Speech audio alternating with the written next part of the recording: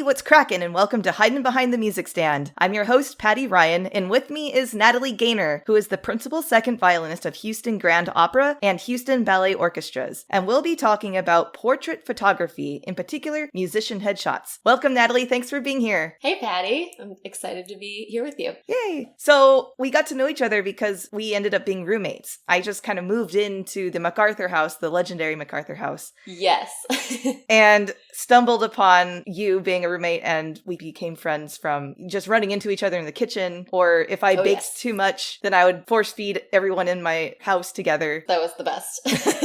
But I feel like we got to know each other more when I got to know Gabrielle Glass more, and it was actually really great to reconnect during the pandemic for Gabby's wedding. So it was really fun to hang out with you then as well. Yeah, I loved that as well. You were such an amazing help during the wedding. Oh. As well. Like I remember you just like going around and helping with all these little tasks that needed to be done, and Gabby appreciated it, and all of us appreciated it so much too. Well, I mean, what are bridesmaids for, right? So exactly. Yeah. So Natalie, I'm curious, what's your most insane performance story? Well, funny enough, one of the most insane performance stories was when I first got my job with Houston Grand Opera. I was finishing my master's degree at Rice at the time, and it worked out so that I could play starting in March with Houston Grand Opera as I was finishing my master's degree. And the first production that I played with the opera was Götterdämmerung, which is 5.5 hours long and just crazy. So many notes, like 88 pages of just like pure black ink. So,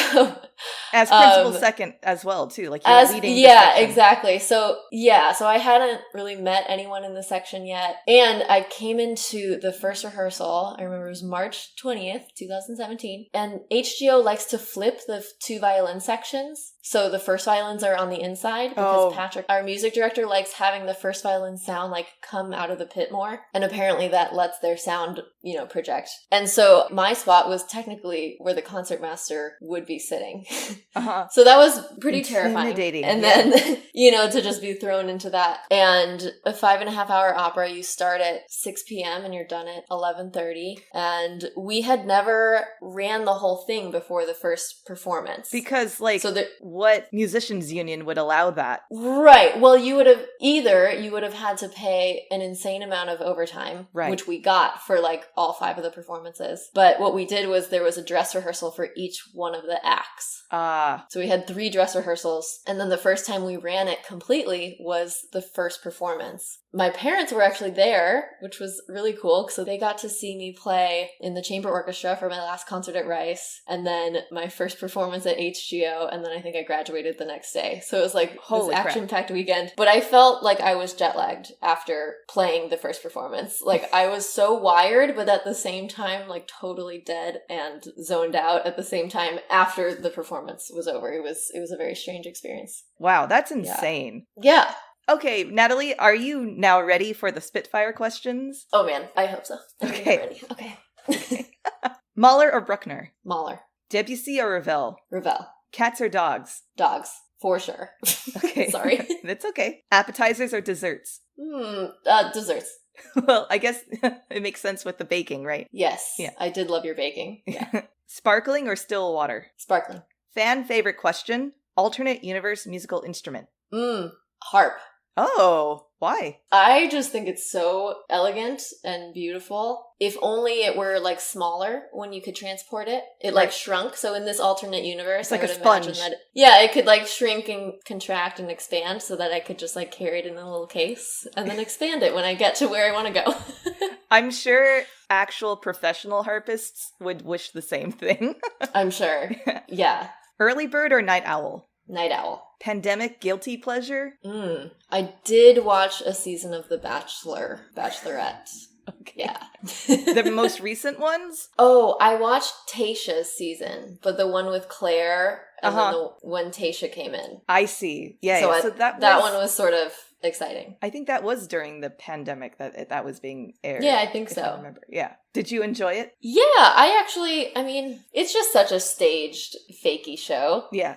But, that's why it's a guilty pleasure. I thought Claire and whatever his name was were cute, but I don't know if they're even together anymore. But I thought Tayshia did a good job with, picking her last 4 guys, and then she seems happy with the current one. God, I'm, forgetting all the names. That's okay. But... I mean...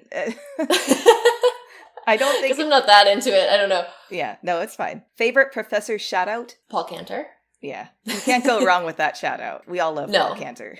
No, he's the best. Yeah. Most inspired musical hero of any genre? The first one that comes to mind would be Hilary Hahn. Oh. I just love how generous she is with her community outreach and how she shares her process on Instagram, and I am just in awe of her technique and her ear, and just I feel like she's just all around an amazing person. Mm-hmm. So that's really inspiring to me. So in addition to her just being this incredible musician and artist, I just love the way she takes advantage of her platform and really gives to the community through that. Yeah. Most transformative performance experience? I'd say the first time I played Mahler 1 was my freshman year at my youth orchestra, Midwest Young Artists in North Shore, Chicago. And I was in the back of the second violins. And so everyone was way better than me. And I'm sure we, looking back, we probably didn't sound amazing. But to my ears at age 13 or 14, I was like, this is the coolest thing ever. Yeah. Yeah. So I think that was sort of a point where I really realized how cool this could all be. Yeah. And I sort of became more interested in really pursuing music as a profession. Desert island piece of any genre? Pete Dance by Danish String Quartet. Oh, fun! Mm-hmm. We can talk about this later, but I've been doing some porch concerts in Houston during COVID, and some of the best stuff to play at porch concerts is Danish String Quartet stuff, because it's just rock and roll. Yeah. Pete Dance is not rock and roll. It's the happiest thing you will ever play. Yeah. But I can just listen to that album on repeat, and that one in particular is just so fun and amazing. So I figured if I was stranded on a desert island, that might make me a little happier. Yeah. So Pete Dance comes from a collection arranged by the Danish String Quartet called Woodworks. And it's a collection of all these folk tunes from Scandinavia. So of course some Danish tunes, Swedish, Norwegian, Norwegish? Norwegian? Norwegian. I'm even Norwegian, and I'm like, what is my people's name? What is it? Right, Norwegian, and all kinds of folk tunes from that region, and it's really cool to see how they've reorchestrated it for string quartet, and also incredibly useful for any performance. It's a great encore to have. Audiences always say that we really love those pieces. So, yeah, they always want more of that. You can never play too much. Yeah, so shout out to Danish String Quartet, I guess. Oh, yeah. Okay, Natalie, you did it! You made it through the Spitfire! Congratulations! Oh! That's so cute. Natalie, can you tell me about your musical origin story? When did you discover the violin? When did you know that was your path and career? And lead us down the steps of where you became this professional violinist that you are today.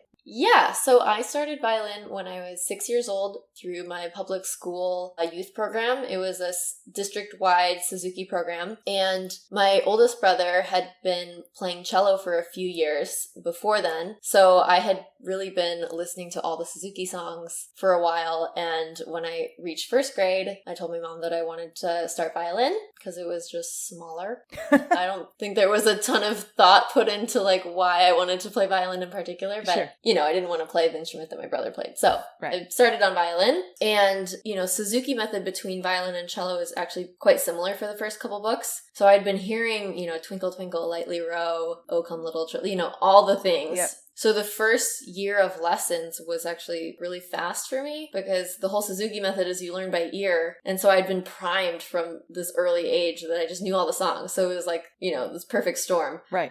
From an early age, I had that confidence, I'm sort of good at this, right? Mm-hmm. And then, I was in that program from first till 8th grade. And then in 7th grade, I joined the youth orchestra Midwest Young Artists, which is in Lake Forest, Illinois. And that's sort of, exposed me to students my age that were better than me. So, which I definitely needed because I was, getting a little cocky, I think. Yeah.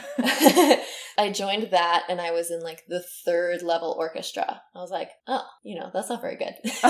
Then I sort of realized like what the potential for everything is beyond just that little youth, Suzuki district program. Yeah. So I was in MYA from 7th grade until my senior year of high school. And that was really great for me, just learning how to play in a really good and big orchestra before I got to high school. And yeah, just being around kids my age that were really good and better than me and that were really challenging me and everything. And then halfway through high school, I started studying with Gerardo Ribeiro, who's the violin professor at Northwestern, one of the violin professors there. I actually started with him halfway through my junior year. So sort of late. Yeah. Not that I definitely was working on like concertos and everything before then, but I think it took me until my junior year for me to sort of realize that this is what I want to do. And if I want to do it, I need to start really crack down for the next year, because I started with him in January and I had to submit pre-screens by December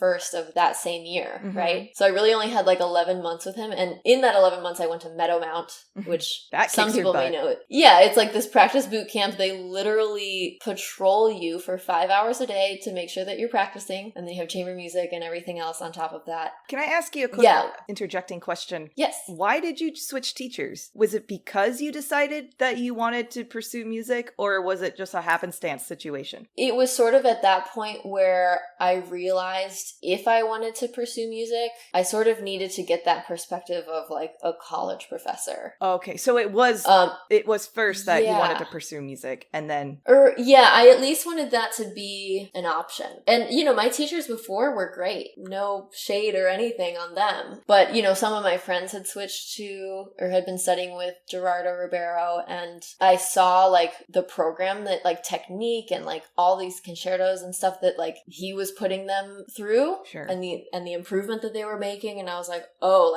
that's what needs to happen. That's the in order to get it's that's that next level of what's required to get into conservatory. I just had no idea, and both my parents aren't musicians, so they don't really know that scene of this is who you need to study with, this is how you need to apply, this is the rep that you need, all this stuff, right? So, and I think maybe before we were thinking of studying with him, but then my dad had lost his job in the 2009 crash. Oh, I'm sorry. So the idea of asking my parents to spend all this money on my lessons when my dad was out of work, I would have felt really guilty. But then anyway, it worked out. In that 11 months, I prepared all the rep that I needed, went to Meadowmount, met some amazing friends who you've also interviewed, many of them on the podcast. Shout out Michael. Shout out Michael Turkel. Yes, well, that's one of them. Gabby, I met the next year, right before we went to CIM. Right. So that's part of the story. Yes. Anyway, so one of the teachers that my youth orchestra director recommended, this is Dr. D. He was our orchestra director at Midwest Young Artists. He recommended I apply for Paul Cantor at the Cleveland Institute of Music. And I was like, okay. Who's this person? Nothing. Sure. I don't know who that is. Yeah. I don't know about Cleveland. I don't know what that is. So I went around to all the different schools and had lessons with teachers. And I just remember my lesson with Mr. Cantor was just really eye-opening. He was actually asking me questions during the lesson, what do you think? Or what's new in this passage? Or getting me to actually be active in the learning process. Yep. And I was used to, my teacher telling me what to do, and I just obeyed and did it right. Mm-hmm. So with Mr. Cantor, I was really caught off guard that he was asking me to make these decisions or make an informed decision or analyze the music and come to a conclusion because of what I see in the music. And no other teacher had really done that. So that really stuck out to me. And then when I got into his studio, I was ecstatic. I mean, he's one of the most sought out violin professors in at least America, if not Canada, and definitely. I don't know, internationally, sure. Yeah. Yeah. Oh yeah. I'm sure he's well known around the world. He judges a lot of competitions, I know. And anyway, so I was super excited, all ready to go to Cleveland Institute of Music. And then I go to Meadowmount again the next year. And I remember sitting at lunch outside, and I get this email that was new beginnings as the subject line from Paul Cantor. Oh, okay. And he's like, "Dear studio." Uh-oh. I have been presented the opportunity to become professor of violin at Rice University in the following year. And, we'll have time to discuss options for all of you, but, this very open-ended email. And I was like, oh my God, I'm going to Cleveland and my teacher is leaving, right? Yeah. Yeah, so I was sort of upset and like freaking out. But anyway, I get to Cleveland and we start sort of working together and I'm like, I really need to keep studying with him. And so we started the process of applying for Rice. I had to apply for college again. You have to send in all the essays. We all had to get in academically. Yeah. Which is very difficult. And I know Rice, some people say it's the Princeton of the South. I know it's a really high caliber academic school. And yeah, you have to have at least a certain GPA. I can't remember what it was, but you have to be book smarts too. Definitely. Yeah. Yeah. I don't know what it is. There at might CIM, have been, but... I think there was probably some influence that Mr. Gaynor had over the admissions, and I'm sure he had some sort of deal with Rice saying, like, I can bring this many students or something, right? Right. But yeah, so I was at Cleveland for 1 year and then transferred as a sophomore to Rice and finished my 3 years of undergrad at Rice and then decided to stay for 2 more years of master's. And then I got my job with Houston Grand Opera and Ballet during my last year of my master's, which sort of worked out stupidly well. Yeah. Yeah. I remember when that happened too, and I was like, oh my God, that's amazing. Yeah. I'm really lucky and grateful for that. And Houston's been great. Like, I never thought I'm growing up in Chicago, purposely going to school in Cleveland, right? Sort of a Midwest girl. Yeah. So coming to Rice, I was sort of in shock because I'd never been to Texas before. And now I've been here since August of 2012. So it's been like 9 years. Yeah. So you told me your most insane performance story, which coincides with your beginnings at HGO. What has that job been like for you? It's been really great. I've learned a lot. Honestly, at Rice, I was not put in many leadership roles in orchestra, which I think many people can relate with. So, I was just thrust into this leadership position and sort of had to figure things out on my own. I did get some advice and counseling from some people that Mr. Gaynor had recommended me that I talked to before I started my job, just on what section members really appreciate in a section leader or how to go about that, right? Yeah. And deal with the stress. And one of the things that really stuck out to me, this was Elizabeth Adkins that I talked to.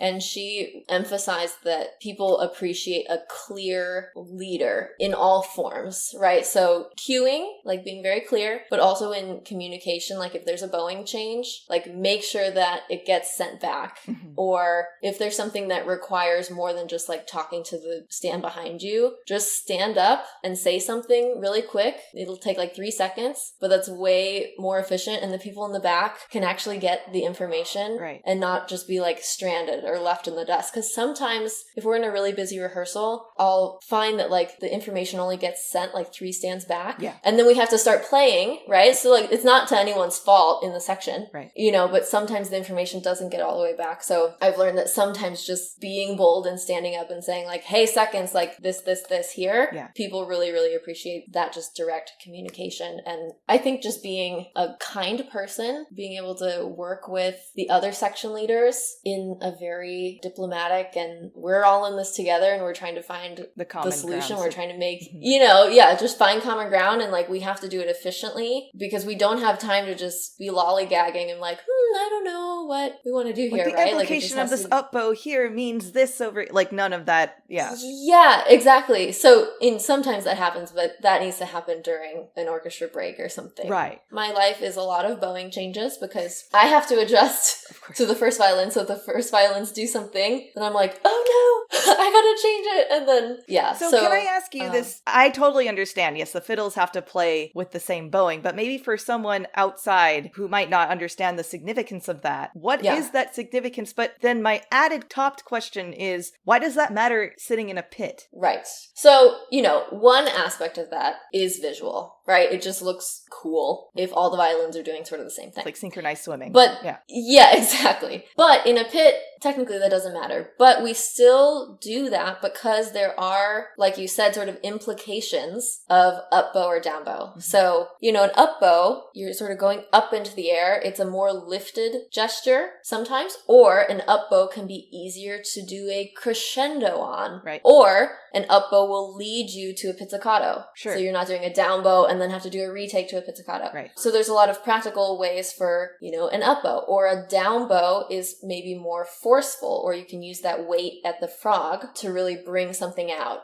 Just stuff like that. In like pianissimos, you might start at the tip because the weight is less at the tip and it's way easier to sneak in at the tip than at the heavy part of the frog. Right. So yeah, there's definitely all these practical reasons for doing up bow or down bow or these different patterns. And having that match. Sections. Right. Having that match. And having it match between the sections, exactly. Right. So if the violas are doing down, up, and we're doing down, down, up, down, we might have different articulations because of the way that we're attacking the bump, bump, bump, bump. Right. So that's why we have to keep it pretty consistent overall. Yeah. Yeah. Thanks for answering. Just to clarify for maybe some people who might not know the inner workings of stringed sections and also leadership roles. Yeah, I have found, relating to just the leadership roles, or circling back to that, I've sort of discovered that my job is like 70% communication. Just communicating with the other principals in the orchestra, the conductor, and then transferring all that information to my section. And then you also just have to play well and be counting. That's another like 20%. It's just counting, because if I come in wrong and it's a piece that people don't know, that is totally my fault. Yeah. Maybe the only thing that wouldn't derail the entire section would be like Nutcracker, right? Like I can come in totally wrong on Nutcracker and my section will just be like, what is she doing? Like,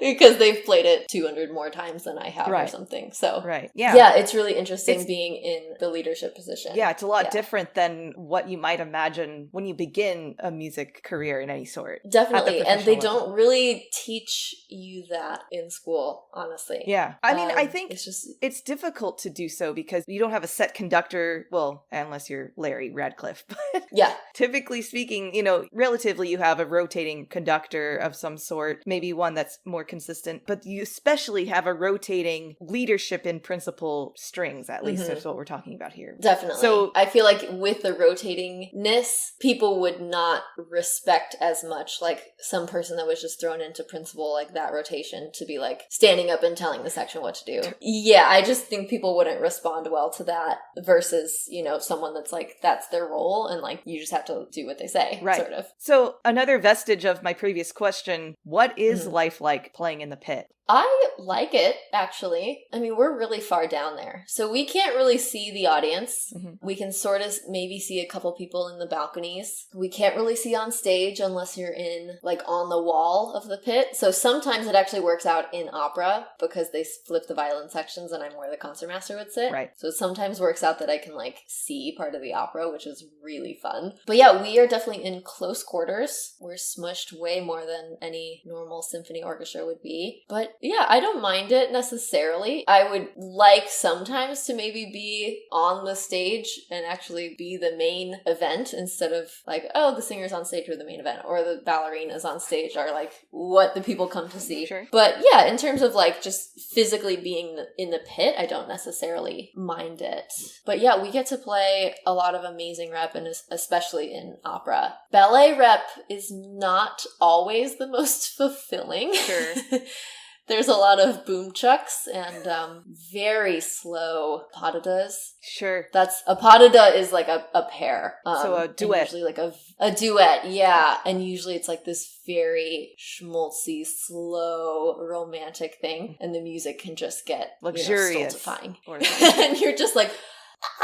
Yeah. Waiting for the ballerina to like take her next step, because the conductor, at least for ballet, the conductor has complete control. Oh, I didn't even know that. Over the tempo. Well, the conductor is the only link between us and the stage. Right. Right? Because we can't like follow you can't see the dancer's them. footsteps. Yeah, we can't see their footsteps, like, and we're not gonna, visually trained enough to know exactly when their footsteps should be here and like adjust us, right? Right. But that's different for opera because we can hear the singing and you get into that mode of like chamber music almost. Totally. But yeah, so for ballet, in those really slow passages, we have no idea when that next thing is going to come. So you're sort of just like in this really raised, tense position that you try not to. I remember Giselle was the worst. That is I think a fun the most ballet to watch though, but I have seen I'm it. sure. Yeah. I'm sure it is. But it was, I think, the most painful thing I've ever played. Physically painful. Because everything is so slow that you can't release any tension. Mm-hmm. You're just in this like heightened, tense position, waiting for the next step. And well, I'm sorry.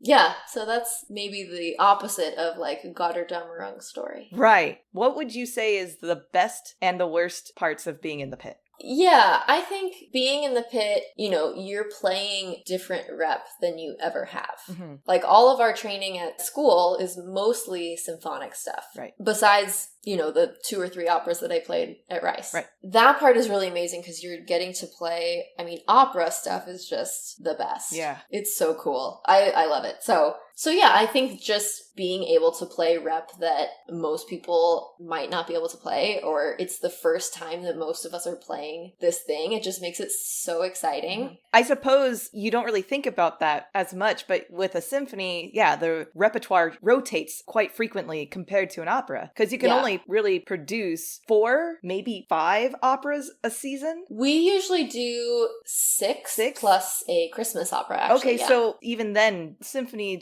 they churn out programs almost every week or so, Mm-hmm. So that's a very different. I think the Met, they do La Boheme every year. Sure. And they probably do Carmen every other year, or, so I think popular, with the Met, they definitely will do more repetition. But I don't know if you could ever get tired of playing La Boheme. I'm not sure. Like, it is just... Maybe that should be your Desert Island piece on top of... Maybe. Yeah. Boheme is... It just flows. Like, it just keeps going and turning and swirling, and it's so fun. The worst part about being in the pit, specifically the Wortham Center pit, there are a lot of temperature fluctuations. Oh, no. Well, especially for opera, the singers like it very cold, okay? So they're just, like, pumping cold air. I don't think they can, like, regulate where the air goes, necessarily. Right. So to get the stage, the temperature that the singers want, the air into the pit is, like, freezing cold. And then for ballet, the dancers want it very warm, right, so that their muscles don't tense up. Sure. So for ballet, a lot of times we're like sweating. And that's just what it has to be. But yeah, we actually have like temperature regulations in both of our CBAs. Wow. Collective bargaining agreements. For that very reason. And I feel like every single year we have like multiple violations. Because either it's like below 68 degrees for opera, so it's like 67 degrees in the pit. That's cold. Yeah. Or it's above, for ballet, I think the max is 78. Oof, that's hot. Or at 78 degrees, the men can take off their jackets. Oh, I think that's even the regulation. So it's like, it could even be 80, technically, but then the men can, like, not be fully clothed. I mean, they have a shirt under, so it's not like they're totally... They do. Oh, yeah.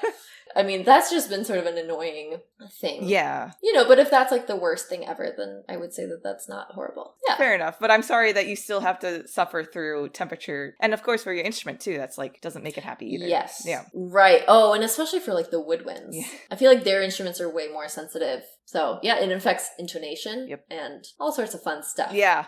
So I know during the pandemic that HGO and the ballet had to be on pause because, of course, a lot of the arts organizations were. So what were you doing during that time? You sort of alluded to it with the Pete Dance, but what are your upcoming projects now that part of the world is opening up again? So we did not do much with the ballet. I think we had one little recording session of Eine Kleine in the whole year. Opera, we did have a fair number of digital recording projects that were released on the website, hgo.org, which was really cool. We did this animated Hansel and Gretel. Oh, so we had this giant recording session, and then the singers recorded separately from us because they were really careful about COVID and making sure that we weren't near singers and everything. But that was released, and that was a really beautiful, it was sort of of like a movie. Yeah. Anyway, so there were, a fair amount of digital productions, but other than that, that was about it for opera and ballet. So we have actually been doing a lot of porch concerts the past year. My boyfriend Spencer and I sort of spearheaded this concert series called Tunes on 10th in the Houston Heights area. That started because the host, her name's Margaret, she invited me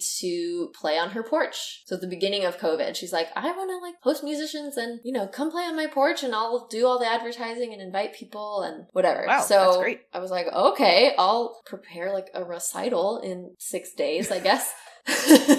And like I had not been doing a ton of practice because at the beginning of COVID, like everyone was just sort of, I don't know what to do with my life stage. Right. So I prepared some music and was playing the concert. Halfway through, it started downpouring rain. Oh, wow. But I had invited Spencer with me, my boyfriend, and, we were talking to Margaret after, and she was like, hey, like, why don't you come back next week and finish your program? Mm-hmm. I was like, okay, well, I'm going to have Spencer play some stuff on horn, and he can accompany me on some other stuff. So we sort of finished and did like another show the next week that was like, it was a great turnout. And then we were, we just sort of started talking with Margaret about she wanted to keep doing this and hosting musicians. And she's like, I don't know who to ask, right? And we were like, well, we're happy to like recommend our friends, right? Because we're friends with like all the best musicians in Houston that are all out of work right now, Correct. Right, totally. That became a really awesome like partnership with Margaret because she was just so gung-ho about having a concert like every week or every other week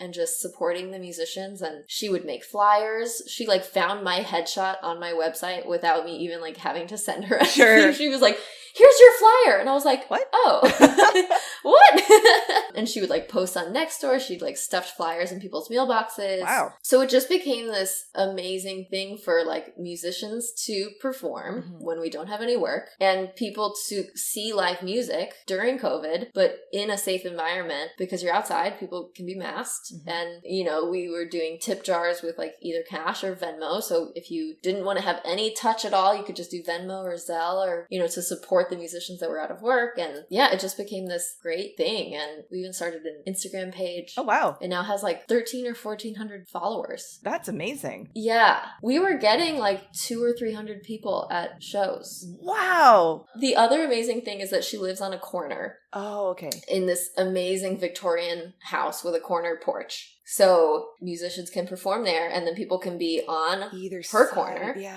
And then on all of the blocks surrounding as well. So there's room for so many people to actually distance properly. Yeah. So it's not a super spreader event. Like we didn't want, anyone to get sick because of these concerts. Of course so not, yeah. It was just this perfect place that a lot of people could gather, but in a safe way and support out-of-work musicians and have an amazing evening. Yeah. When you have like nothing else to do, right? Because everyone was just home for so long. What a wonderful project that came out of such a horrible time. Yeah. And it's also not like necessarily only for COVID, right? Like this can continue when we're back at work. We probably won't have to do like the sob story as much. But yeah, people loved it, and I think people want it to keep going. So we're hoping to, have even more groups come, and you should come to Houston. Sure, I would love to. Yeah, I mean, maybe if I'm around for Kinetic or something, let's do it. Yes, actually. Yeah. Let's chat. That'd be great. Yeah, that'd be fun. Okay, Natalie, is this a good time to take a break? Let's do it. Okay, we'll be right back.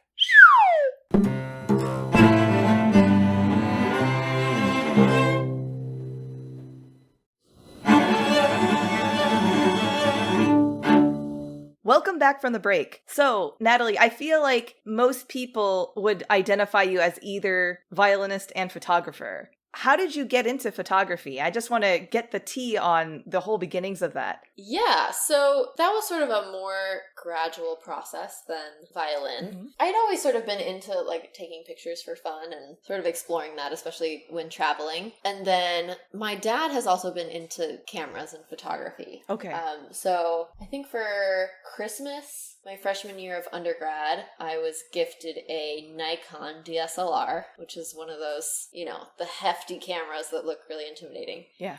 And just sort of started playing around with that from there. And then, when I was hanging out with friends, we would just sort of experiment around and take pictures of each other and figuring out what the camera could do. Sure. So lenses are really important for portrait photography, especially. Okay. And you really need what's called like a prime lens, which has a very wide aperture, which is like the opening of the lens. Okay. So the bigger the opening of the lens, the more you can get that blurry background, which is what people think is so cool in like portrait photography, or like when you see a picture that looks like that, you're like, oh, that looks so beautiful, right? Yeah. So that's how you get that sort of effect, is you get one of these like prime lenses that has a really wide aperture. So I got what's called sort of like the Nifty 50 lens. And Nifty 50 is just like sort of a cheap prime lens, but it's good and does the job and looks great. Yeah. So once I got that, then that's when sort of the portrait stuff was happening more.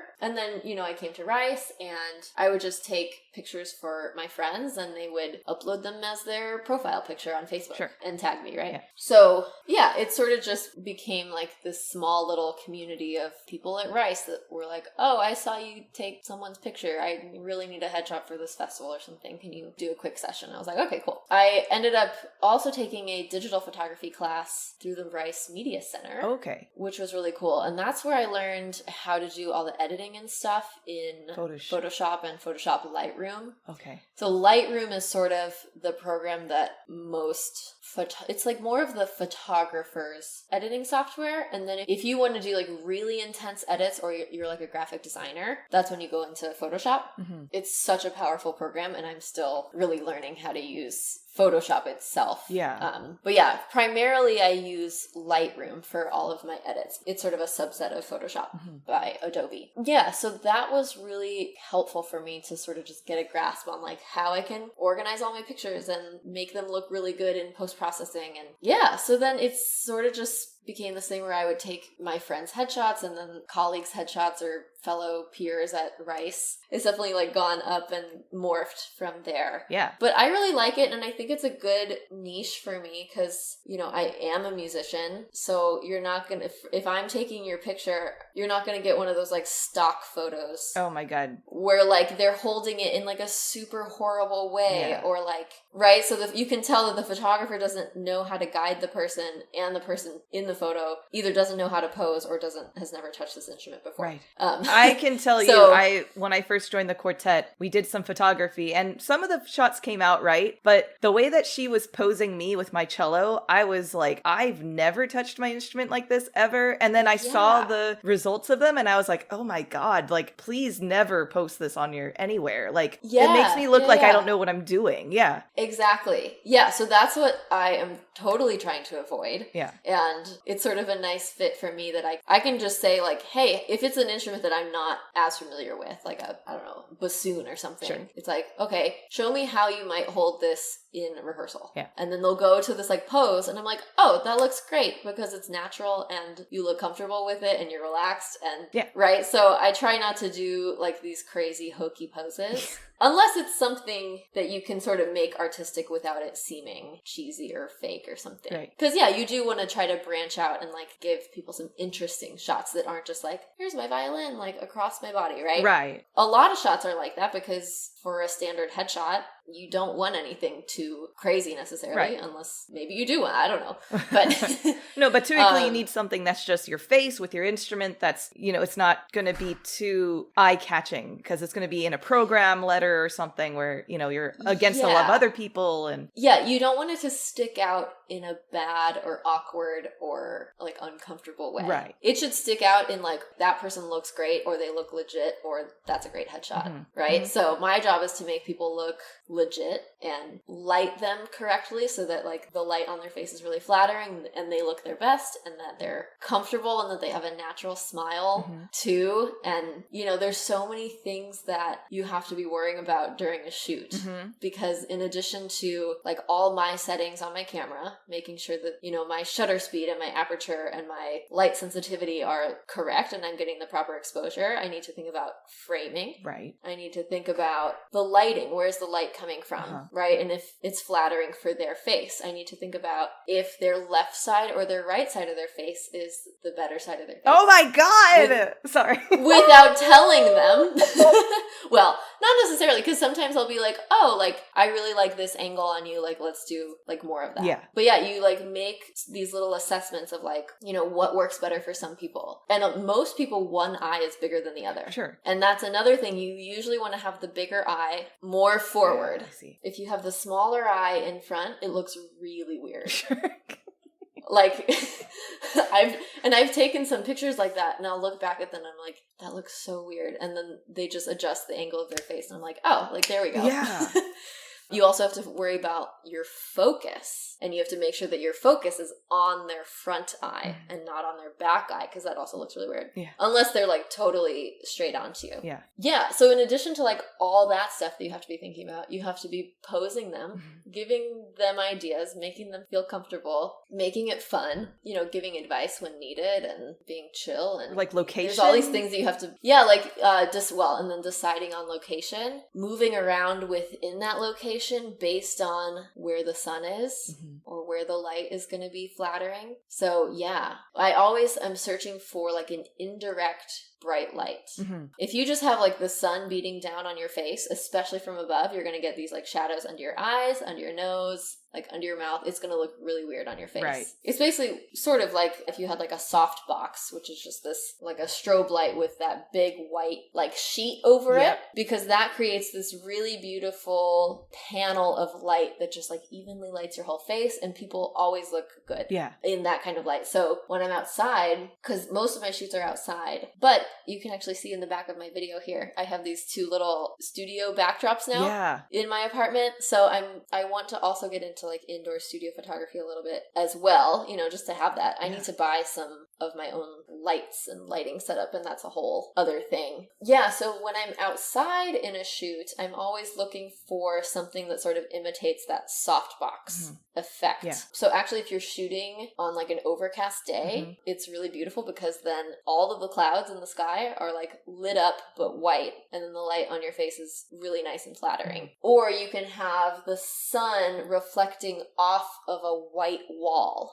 So the sun will be like directly on a white wall or something, but then if you're facing that white wall, you're getting that that bounce back. Yeah. Or if it's like sunset and the sun is sort of off in this corner but it's not directly shining on your face, it's sort of this like aura of light sort of off in this part of the sky that can be also a nice place to sort of look in that direction. Yeah, so there's just so many things to juggle during a shoot while trying to make this person feel comfortable and awesome, and that they are looking great, and that the shots that I'm getting are awesome. Like, you know, sometimes things aren't working, and you have to, you know, sort of have the pride or not have the pride and just sort of be like, okay, this isn't working, like we need to move on. Right?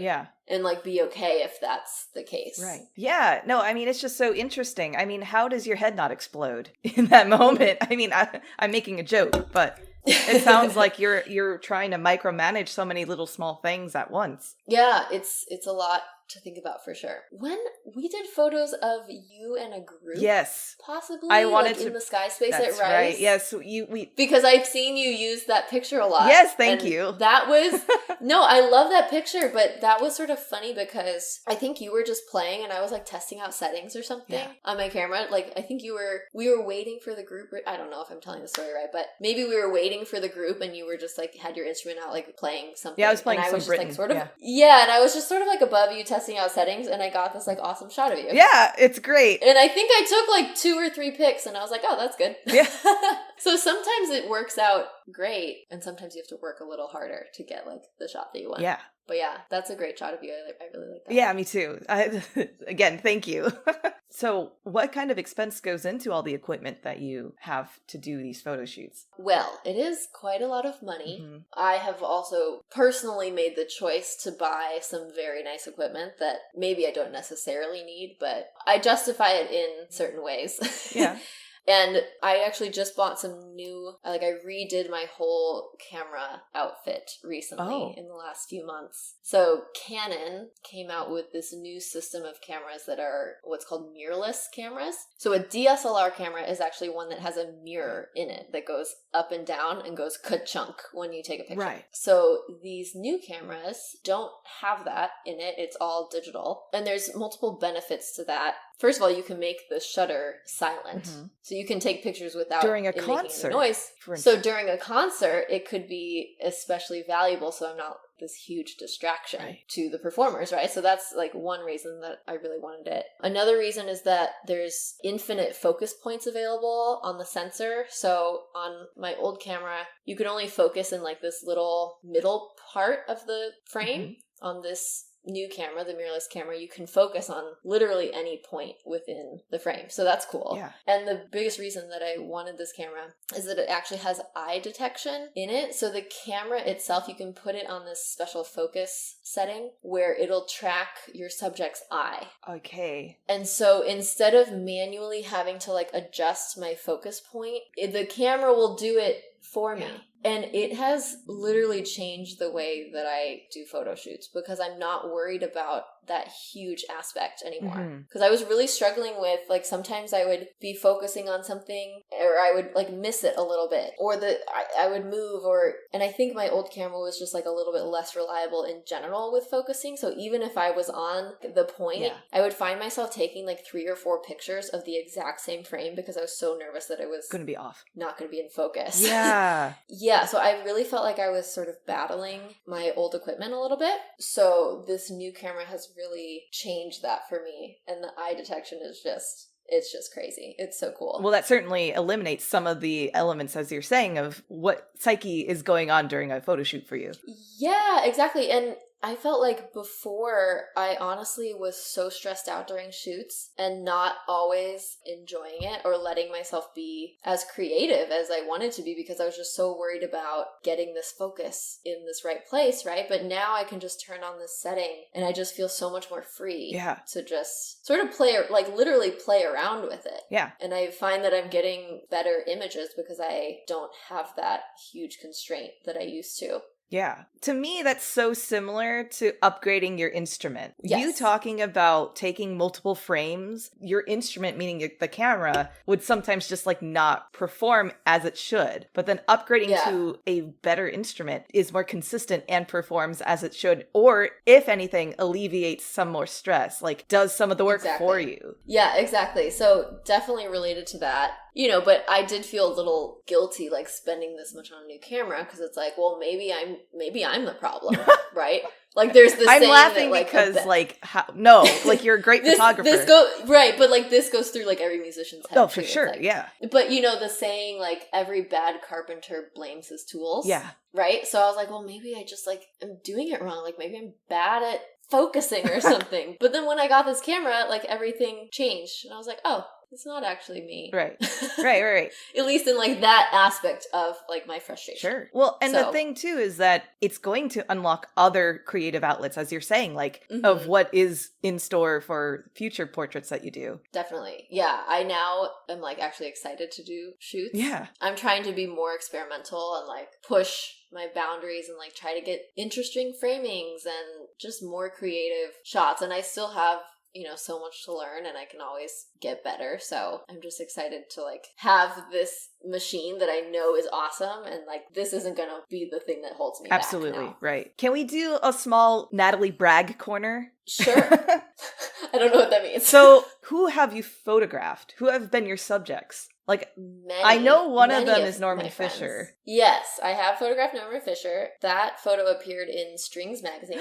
Amazing! Yes. Congratulations. Thanks. That was cool. I've also photographed Richie Hawley and his clarinet pianist. Yeah, so Richie Hawley is the clarinet professor at Rice. He actually called me to do some videography work for his album that actually just got released on like all these streaming platforms. You should check it out. So it's this clarinet and piano video. So he wants to start this like new record label where sort of changing the scene of how musicians can release their work. Okay. So he recorded these pieces with his pianist, and this was at Studi Concert Hall at Rice, and he had rented all this crazy equipment, like videography equipment, and he had me on the camera that was on this moving wheeled stabilized thing. Yeah. So I was getting more of like the moving creative shot framing stuff. Yeah. So that was really cool for me because, you know, I don't have any experience in videography, honestly. Right. But he's like, I don't care. All I want is like awesome shots, sort of like good framing. Yeah. Right. And he called me because he had seen that I do photography and can like frame a picture maybe, right? Yeah. So yeah, that is a really cool release, and everyone should check that out. It's available on iTunes and all sorts of streaming platforms as well. But it's like, yeah, like a video performance that you can purchase. Yeah. But yeah, I've photographed probably every single one of my friends and their headshots. I've also done a lot of photography for the Shepherd School of Music. I have been asked to photograph a lot of rehearsals for, you know, Shepherd brochures and stuff. So I'll come into like a chamber music rehearsal, or when they were doing sort of small group chamber orchestra stuff, I'll come in and do like a 2 or 3 hour session. And those pictures have been, you know, in the Shepherd School calendar, in the brochures, like on the websites. And I also did a session of the building itself, photos just of the building, just for sort of background website photos, brochure. Yeah, so that has been also really fun for me to see like an official institution using my pictures in a professional and like cool way that is promoting them. Yeah, and like the number of students that are going to see your photos too. I mean, that's pretty awesome. Yeah. And then most recently I did the Shepherd graduation shoot. So Pippa, who is a violinist, right? Shout out. She now works in admin. Yeah, hi Pippa. She now works in admin at Shepherd. She actually contacted me for all of these. But the most recent one was for graduation this year. And because they usually have a graduation reception, but they of course didn't do that this year with COVID, in substitution, she asked me to come in and take pictures of all the graduating people or whoever wanted to sign up. So yeah, I came in on 2 separate days and people could sign up on a list, and they had, you know, like a 5-minute slot. Some people had more time, like if there wasn't someone that signed up right after them. So we actually had 10 minutes to take some pictures. And I had some people show up in like ball gowns and, you know, really nice, you know, ready for a headshot. Yeah. And then I had some people show up in their graduation gowns. And yeah, so we got a really good variety of stuff. And then if people wanted more than the number of shots that Shepherd was like providing. So I think Shepherd paid for 3 pictures each. And if people wanted more than that, they just like purchased them separately directly from me. So yeah, so that was a really cool project for me too, because you know, just being back at Shepherd, and but also by this point I don't really know many of them. Like I've been gone from Shepherd long enough that most of the people graduating I like didn't know, hadn't met before, so that was also a little weird, but kind of fun to see like the recent graduating class, because you never know when you're going to run into them again too. The music world exactly. Yeah, so Pippa was just saying that she might want to have this be a recurring thing and almost just offer it as like sending you off into the world of music with a headshot. I mean, right? Like just as professional development. Like everyone needs a headshot in the music world, and so many people don't have one. That's what is so crazy to me. Yeah. Yeah, it's surprising how many people are just like, oh, my last headshot was when I was like 17 or something. It's like, girl, come on. Yeah. No, I know. You need a headshot that's not taken with like an iPhone, right? Right. Well, I mean, again, as you say, in our friend circle or in just our colleague circle, like I feel like everyone has at least one headshot by you, which is amazing. And it makes complete sense to me, because knowing you and knowing your personality, and like the proof is in the pudding sometimes too, like with your photos, like you take really good shots. And when I see a picture of Gabby, for instance, and you took a photo of hers, I see her personality come through the photo. And I think that's something that is that's hard to capture. Like that's something unique about your photography that I just wanted to share.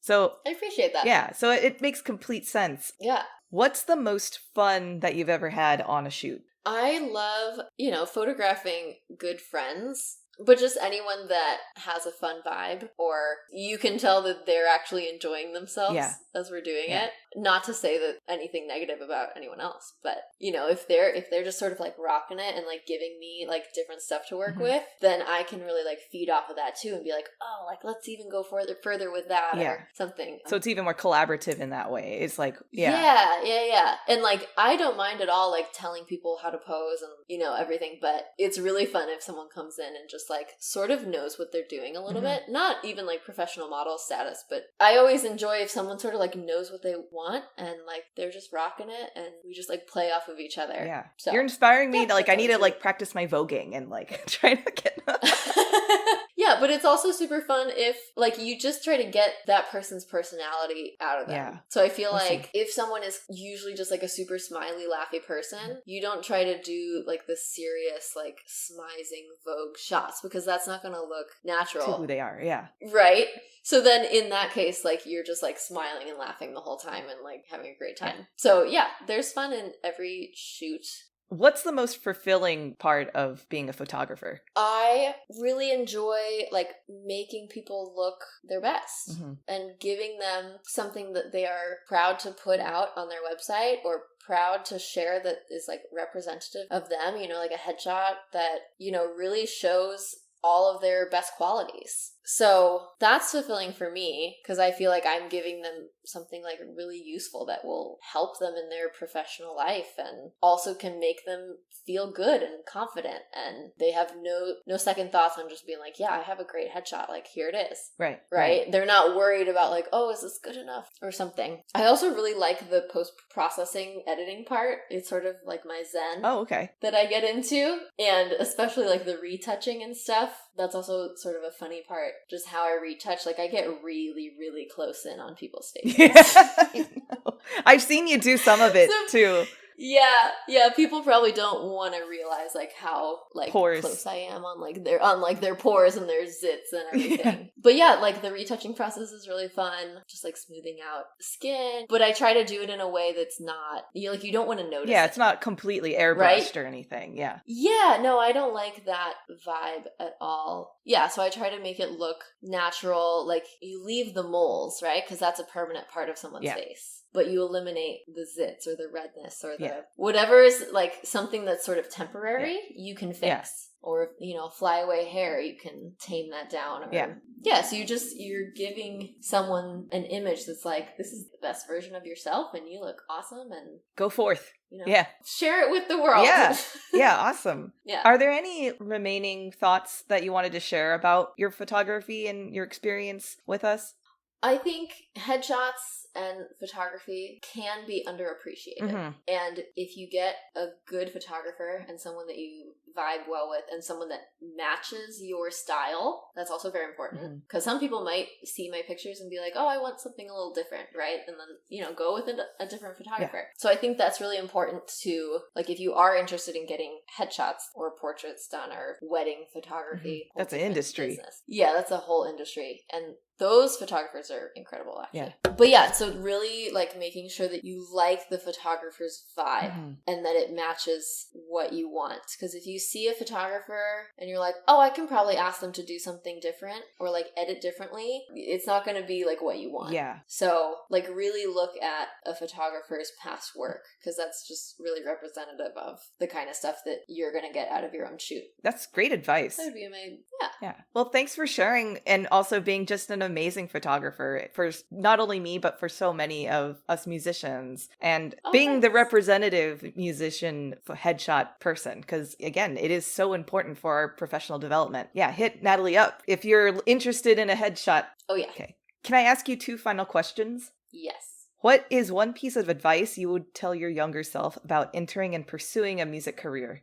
I would tell myself that hard work beats out natural talent or whatever is perceived as natural ability in the long run. Because that's sort of been what's worked out for me. Yeah. You know, I like worked my butt off in school. Yes, you did.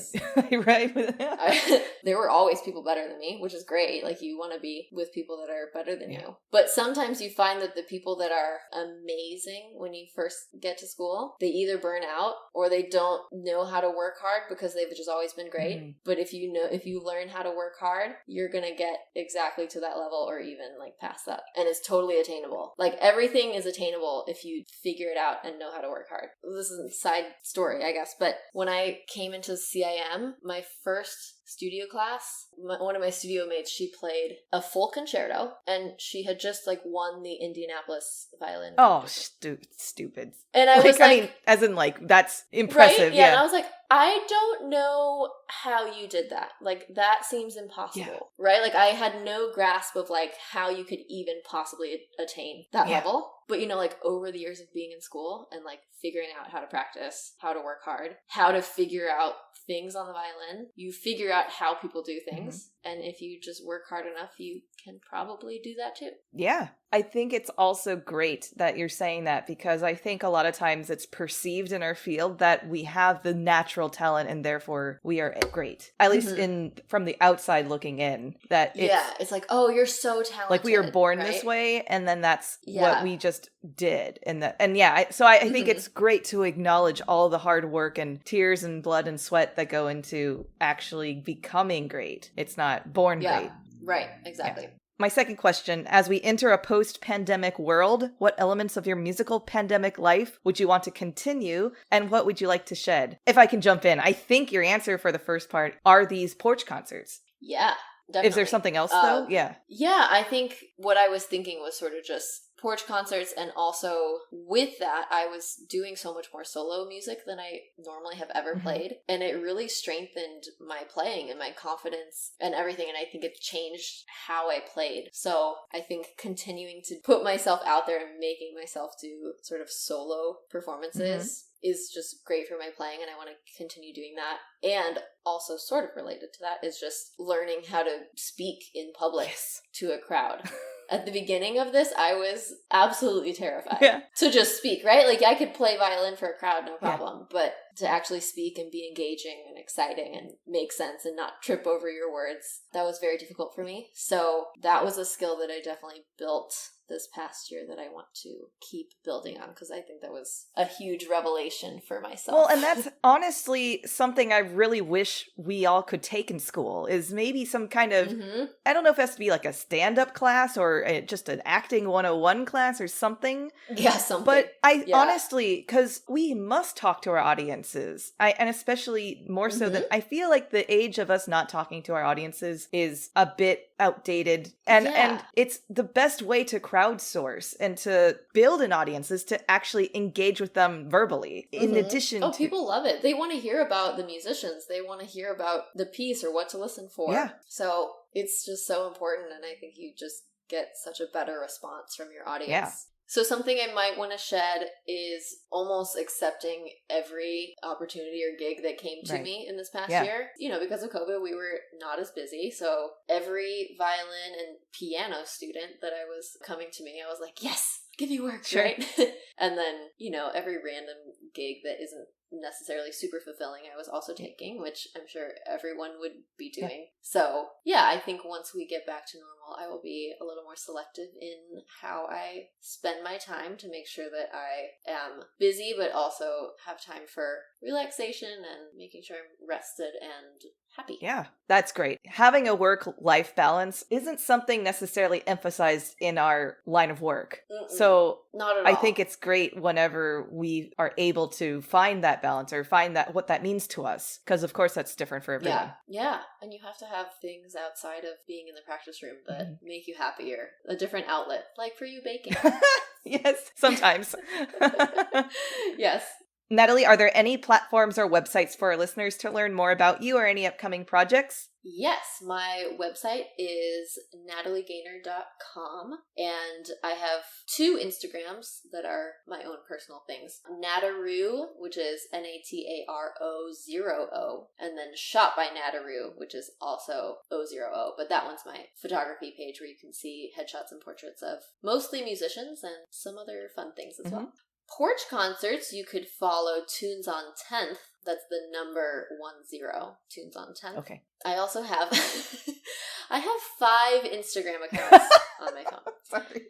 I didn't mean to out you like that, but... I'm one of those people. Okay, but I also run the social media for HGO Orchestra, which is HGO_orchestra, and Houston Ballet Orchestra. So, you can follow all 5 accounts and give me a whole bunch of follows. Yay! Absolutely. Yay! Okay, and if you enjoyed listening, be sure to smash that subscribe button wherever you're tuning into this podcast. Leave a review on Apple Podcasts while you're at it, too. It doesn't need to be long. Your review will help others search for the podcast because of its crazy algorithms, and you'll make Sushi's day. And it's free. Make sure to share this podcast with your friends and family as well. If you want to level up, you can always become part of the Haydn Behind the Music Stand family by donating what you will on our Patreon page at patreon.com/Haydn Music Stand. Our social media handle for Facebook, Instagram, and Twitter is @Haydn Music Stand, and we'd love to hear from you at our email, haydnmusicstand@gmail.com. Didn't recognize a piece we discussed during the episode? No worries. There's a Spotify playlist with all the music discussed for your convenience. The link is in the description of each episode. Thank you so much, Natalie, for joining me on the show today. It's so good to see your face again. You too. Thank you so much for having me on your podcast. Yeah. I am honored. Oh, well, the pleasure is all mine. Aw. And thanks for listening. Sushi, say bye.